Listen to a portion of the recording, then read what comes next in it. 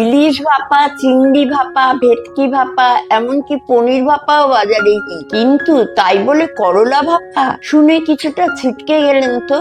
সবার আগে ভাবছেন তেঁতোর সঙ্গে সর্ষের কম্বিনেশনটা কেমন হবে। আমার মতো করে একবার বানিয়েই দেখুন, পাতের ভাত মুহূর্তে সাবার হয়ে যাবে। সেই সঙ্গে পরের দিন পরিচিতদেরও নিজের থেকেই বানিয়ে খাওয়াবেন, এই গ্যারান্টি দিলাম। নিরামিষ সিরিজে আজ আমাদের রেসিপি করলা ভাপা। নাম শুনেই বুঝতে পারছেন এই রান্নার প্রধান উপকরণ করলা। সেই সঙ্গে প্রয়োজন সামান্য পরিমাণে হলুদ ও কালো সর্ষে, চায়ের চামচের 1 চামচ পোস্ত দানা, হলুদ, লবণ, 2টো কাঁচা লঙ্কা এবং সর্ষের তেল। খুব সামান্য উপকরণেই এই রান্নাটা বানিয়ে ফেলতে পারেন, সময়ও কম লাগে। বর্ষার সময় জ্বর, সর্দি, কাশির মতো সমস্যা লেগেই থাকে ঘরে ঘরে, ফলে মুখের স্বাদও অনেক সময়ই চলে যায়। সেই সময় এই পদটি ভাতের পাতে রাখতে পারেন। শরীরের জন্য উপকার, আবার মুখের স্বাদ ফেরাতেও কার্যকারী। তাহলে আর কথা না বাড়িয়ে রান্নার দিকে এগোই। করলাগুলো প্রথমে ধুয়ে রিং রিং করে কেটে নিতে হবে।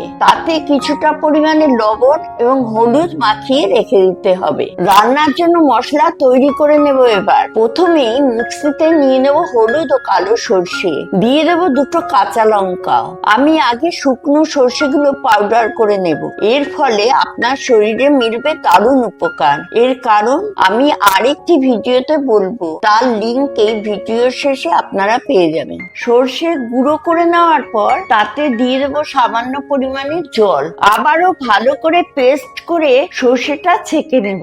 এবার সেই মিক্সিতেই পেস্ট করে নেব পোস্তর সঙ্গে সামান্য লবণ আর চিনি মিশিয়ে জল দিয়ে ফাইন পেস্ট করে নেব। সর্ষের ছাকা জল আর পোস্তর পেস্ট একত্রে মিশিয়ে তাতে দিয়ে দেবো সামান্য পরিমাণে হলুদ গুঁড়ো আর কাঁচা সর্ষের তেল। কিছুক্ষণ এই মশলাটা রেস্ট করতে দেব।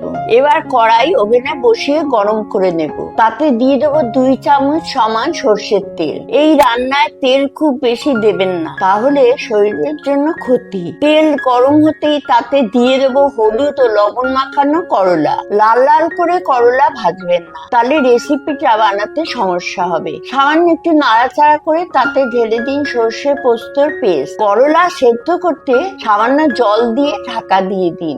আঁচটা মিডিয়ামে দিয়ে দিন, না হলে সর্ষে পুড়ে যাবে। 10 মিনিট পর ঢাকা সরিয়ে দেখে নিন করলা সেদ্ধ হয়েছে কিনা। যদি করলা সেদ্ধ হয়ে যায় তাহলে ঝোলটা টানিয়ে মাখা মাখা করে নিন রান্নাটা। নামিয়ে একটা সার্ভিং প্লেটে রেখে তাতে ওপর থেকে দিয়ে দিন 2 চামচ গরম করে নেওয়া সর্ষের তেল। গার্নিশের জন্য দিতে পারেন 2টি কাঁচা লঙ্কা। বর্ষার সময় ছুটির দিনে রান্নাটি বাড়িতে বানিয়ে সবাইকে তাক লাগিয়ে দিন, আর খেয়ে আমাকে জানাবেন কেমন লাগলো। এই ধরনের মজার আর চটজলদি রেসিপি নিয়ে আবার হাজির হব পরের দিন। সঙ্গে থাকুন, সাবস্ক্রাইব করুন।